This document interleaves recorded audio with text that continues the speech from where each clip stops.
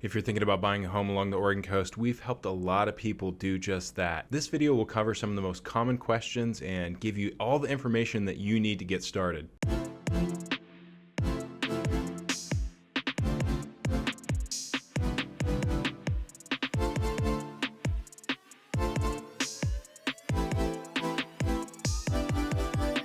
Hey everyone, welcome back to the channel, Living on the Oregon Coast. I'm your host, Seth Marchant. First thing that people typically do that are thinking about buying a home along the Oregon coast, a lot of people have to identify the area first. Many people don't know exactly what town they want to be in along the Oregon coast because so many of the towns are so different, and a lot of people haven't been too many times, or some people haven't ever been to the Oregon coast. And part of identifying the area is going to be your amenities. What amenities do you need to be close to? If you're not familiar with the Oregon coast, you're not going to find a ton of amenities. Easy rule of thumb, easy way to think about it, you're going to find more the further up north you go. The only place along the Oregon coast that kind of has everything as far as shopping goes, like kind of any store that somebody might possibly want, is going to be on the north coast in Warrenton, right kind of in between Warrenton and Astoria. There's a Costco there, and pretty much, like I said, anything you could want. Beyond that, the shopping along the Oregon coast is pretty sparse. Not going to find a whole lot of big box stores, really almost none once you get into the southern Oregon coast. And then on top of that, your service providers. As somebody that's buying a home and going to own a home, you're probably going to care about home service providers, whether it be a plumber, or a roofer, or just general contractor, even a home inspector, which I'll get into towards the end of this video. In a lot of places along the Oregon coast, there is a shortage of home service providers. Oftentimes people are sourcing from the valley. So if you're down on the southern Oregon coast, like Brookings or Gold Beach, you might be looking to home service providers from Medford. If you're on the central Oregon coast, somewhere around Florence, you might be looking to like a Eugene, for example, so on and so forth. So that's something you're going to prepare for, especially if you're looking for like a fixer type of property. Now, the good news is the internet. Sometimes people are surprised about that. High-speed internet pretty much all along the Oregon coast. A lot of it is going to be Spectrum. There's a handful of different providers, but usually Spectrum is going to have the fastest internet. And if you do happen to find a place that doesn't have great internet and you need good internet, if you haven't heard of it before, I would look into Starlink. It's satellite internet. It's something that's newer. It's only been available to the public for maybe a year or so.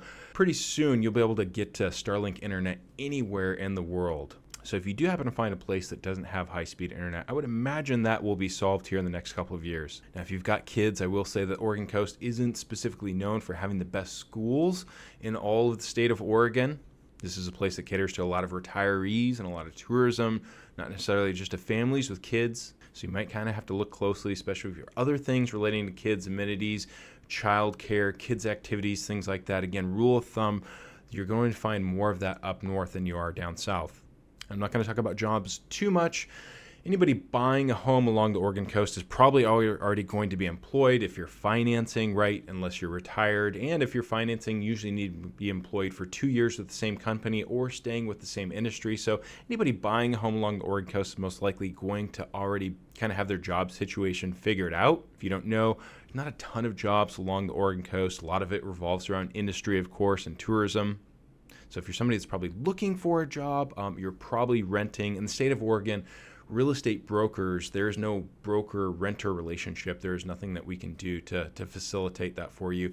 I will say that a lot of people that we've worked with have used a website of which we have no affiliation to. I've never used it myself, but clients that we've worked with have, which is furnishedfinder.com. Seems to be a lot of properties along the Oregon coast on that website, particularly furnished properties, which a lot of people that we work with will move here for a short period of time while they're home searching, so usually looking for a rental for a month or two, and they've had a lot of success using that website. So for all you renters, you might try that. And that takes me into the next thing, logistics. A lot of people ask us, well, how do you do it?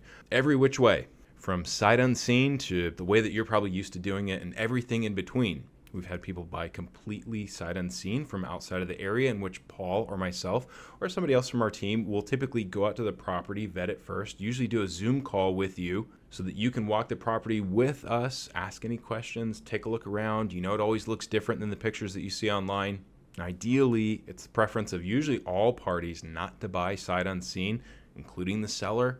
But like I said, we can facilitate however you logistically want to make your move. Even if you need to sell before you buy, we can help you out with that. We're part of eXp Realty, one of the largest brokerages in the world. We have affiliates in every single state. We can team you up with a listing agent that can help sell your house. If by chance there's no good brokers in your area, I'm not going to recommend somebody from our brokerage to you. We're going to recommend the person that we think is best for you. If you have your own person, great. Team us up with them, because usually we'll want to speak to them so that we can time everything out and make everything seamless. A lot of people, of course, that own homes are trying to sell and then buy and just time it out perfectly so that you don't have to rent. It can be very difficult to do.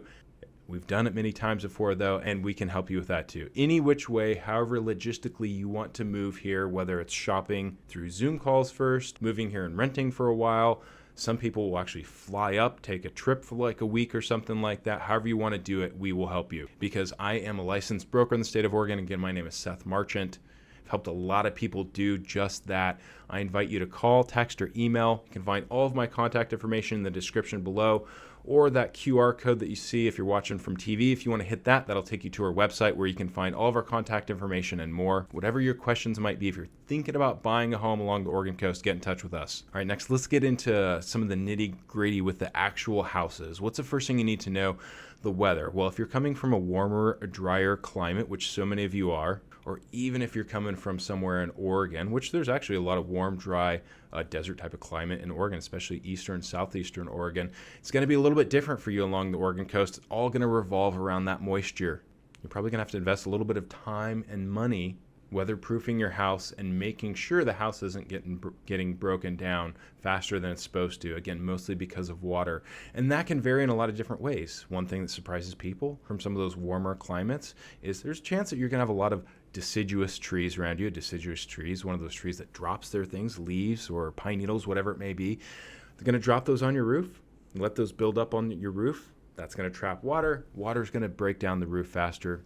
If you have a house like that, which is a very common type of house along the Oregon coast, probably going to have to get up on or pay somebody to get up on the roof once a year and clean that off. Otherwise, you're going to wear down the roof much faster. And it goes from top to bottom all the way down to the crawl space. Water in the crawl space. You're going to find sump pumps. If you haven't heard of sump pump, it's a machine that sits in the crawl space that pumps out water when it gets too high in your crawl space. Not uncommon in Oregon. If that's something that you don't address, you can have a lot of water problems. Of course, water can create a ton of damage. So between the high humidity, the salty air, the occasional storm, there's going to be some different maintenance that you might not be used to when buying a home along the Oregon coast.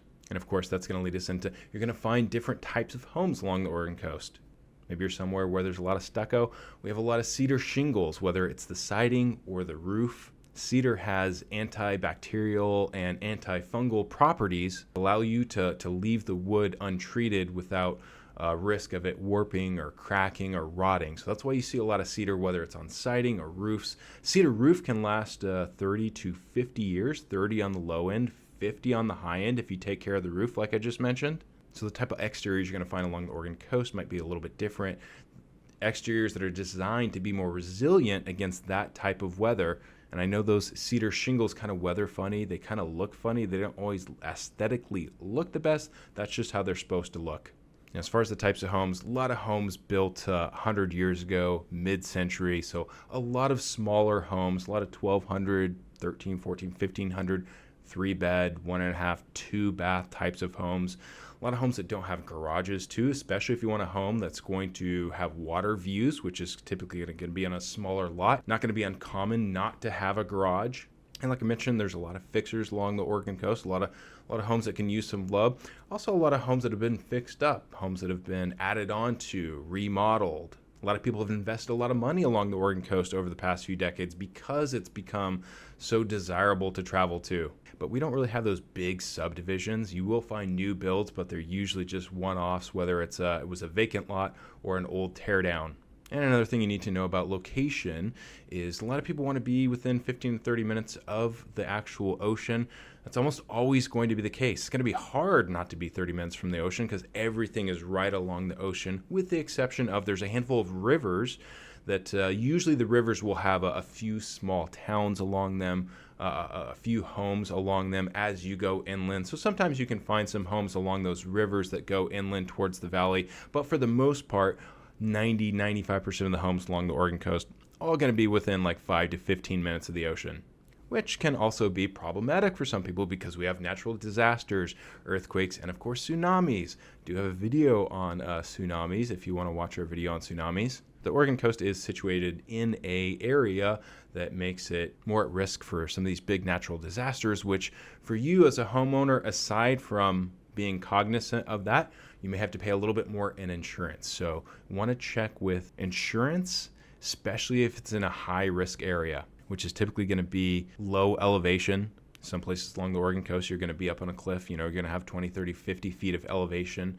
And there's also a lot of flooding, even if you don't have tsunamis. Flooding along the Oregon coast has closed Highway 101. Flooding along the Oregon coast, there's a lot of lakes and ponds, streams, rivers, a lot of places where water builds up. We get a lot of rain. All those things are going to potentially create a greater insurance expense. But the great thing is all of that water gives us some great views, because that's one of the things that people want the most when they move to the Oregon coast is they want water views. And believe it or not, a lot of people tell us that they don't necessarily need ocean views. Some people say, hey, as long as I can see the water, whether it's a lake or a river, and be by the ocean, I'm good with that. And I point that out because sometimes I think people think that if they get water views somewhere else other than the ocean, they might be able to find maybe a little bit of a better deal. But what we've kind of found actually is water views on a lake doesn't tend to be a whole lot cheaper than water views on the ocean, because so many people just want those water views regardless of where they're at.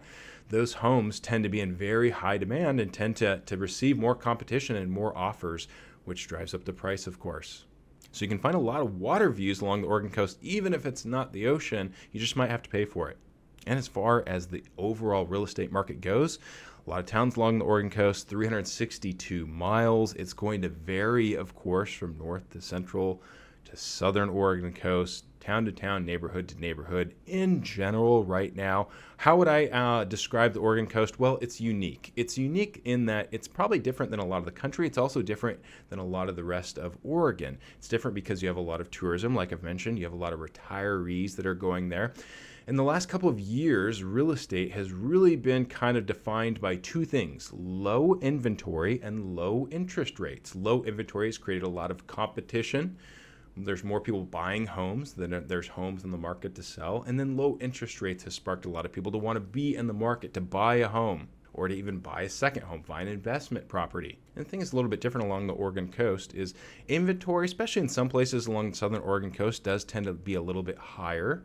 So those market conditions aren't affecting the coast as much.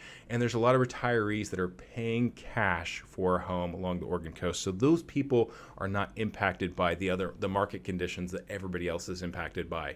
So I think what that does for the Oregon coast is it kind of makes the real estate market a little bit more steady.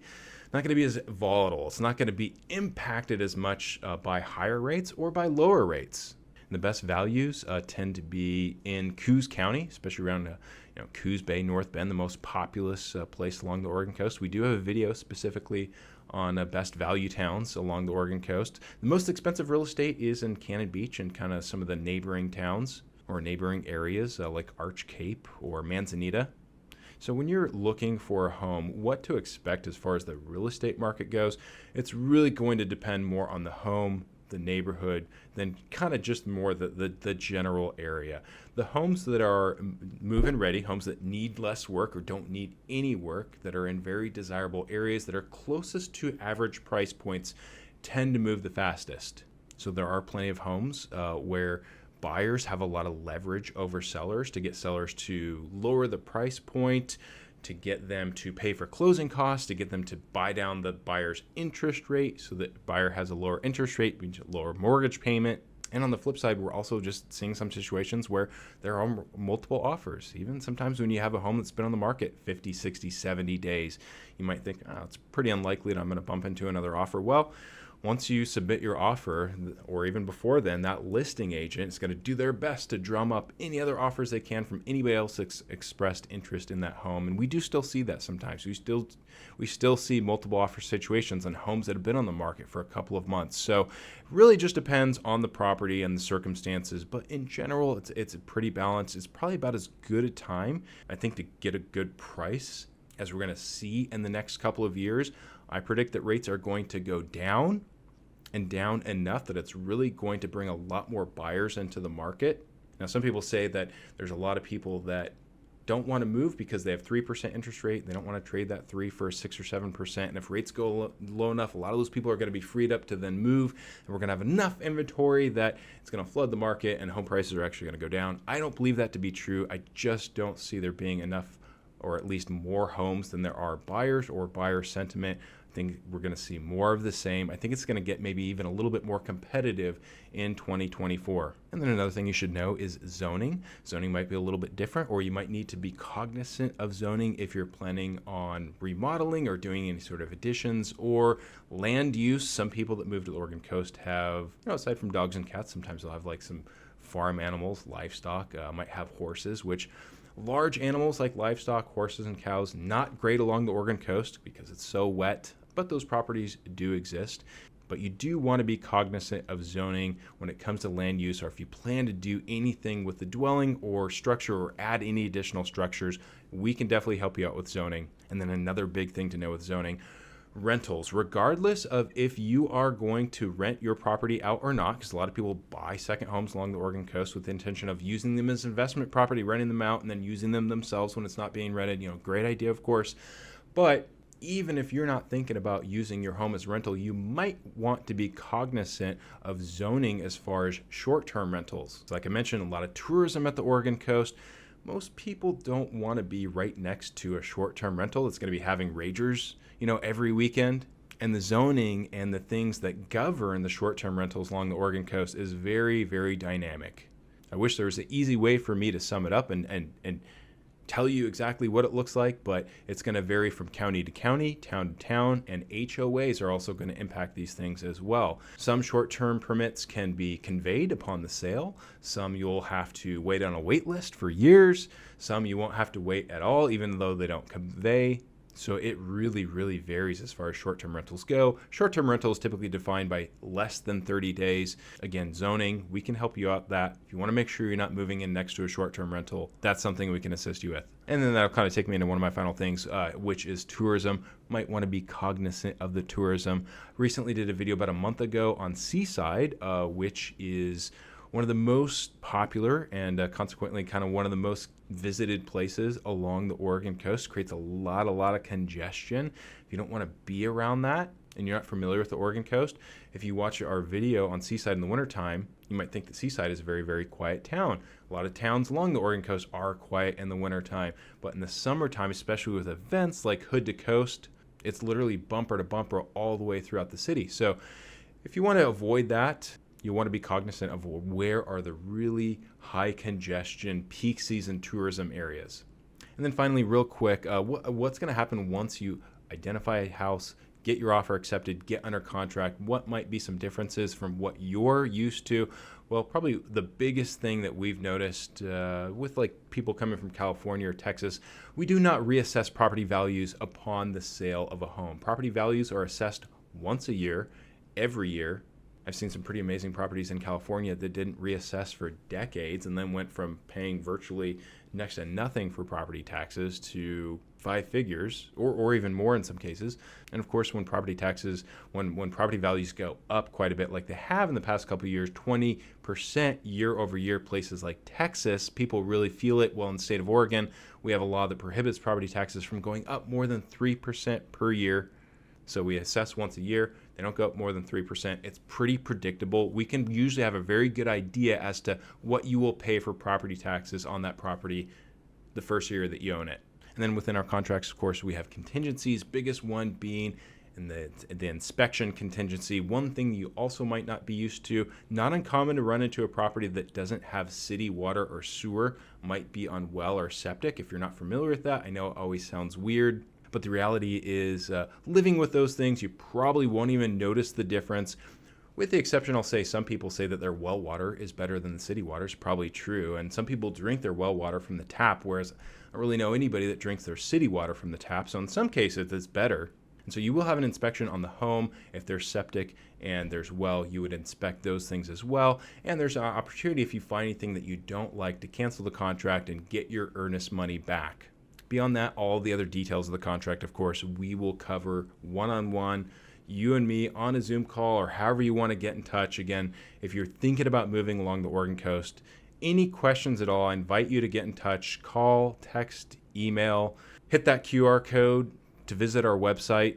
Anything I didn't cover, feel free to put in the comments. I'll reply in the comments. Give me a thumbs up if you liked this video and it helped you. Lets me know I'm doing a good job. And if you want to see more videos, not just about buying a home along the Oregon coast, but what it's like to eat, sleep, play, all the pros and cons. We've got a lot of videos with drone footage, driving footage, pretty much everything you can think of that will give you a feel and a look as to what it's like to live along the Oregon coast. Make sure and hit that subscribe button. We release new videos every week. We've got over 100 videos on our channel if you want to check out some older videos. Until next time, take care, everyone.